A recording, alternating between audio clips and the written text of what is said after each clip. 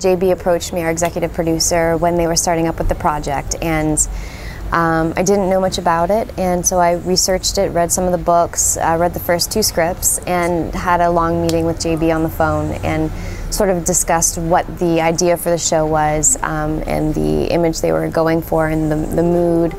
And then once I really understood what Elena, my character, was about, I was excited because not only was it in my hometown in Toronto, but I was playing a strong woman, and she's so layered, and she's had a really dark past, and it's different from my other projects. It's more adult, and it's gritty, and we're really proud of it. We worked really hard for 6 months. One of my partners on the show is a company called Hoodwink, and John Barbizon and Patrick Bannister identified the books to me, and we had the resources to secure the rights and option the books 4 years ago. It'll be 4 years in May, and it's been an amazing journey adapting the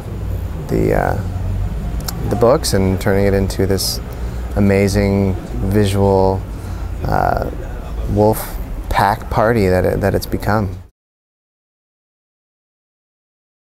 Basically, the story is Elena Michaels is an orphan. She grew up in the foster care system, didn't have much of a family life, and sort of had some horrible things happen to her. And she's trying to move forward and be positive, and falls in love with her professor at school.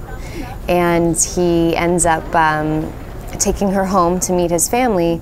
Lo and behold, she doesn't realize that they are werewolves, and she's in danger when he brings her home. So Grayston Holt, who plays Clayton Danvers, the werewolf, has to bite her to protect her, and it becomes, she feels betrayed, and it's a life or death situation. And not to give everything away, but she heads back to Toronto and tries to live a normal life as a human being and survive on her own. And it is called back to the pack a year later to help them track and to solve some mysteries. And it's really great. I can say it's maybe the most challenging role that I've ever had, and I'm really proud of what I've seen so far.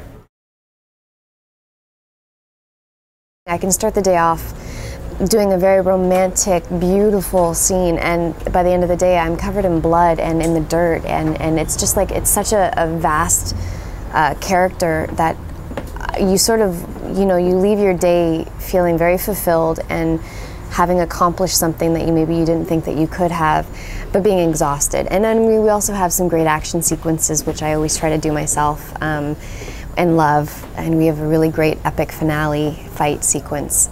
So I can honestly say there was blood, sweat, and tears for season 1 of Bitten. We investigated a lot of different ways on approaching how we were going to realize these wolves, and visual effects was always one of the options, and we looked into animatronics, puppeteering, training real wolves.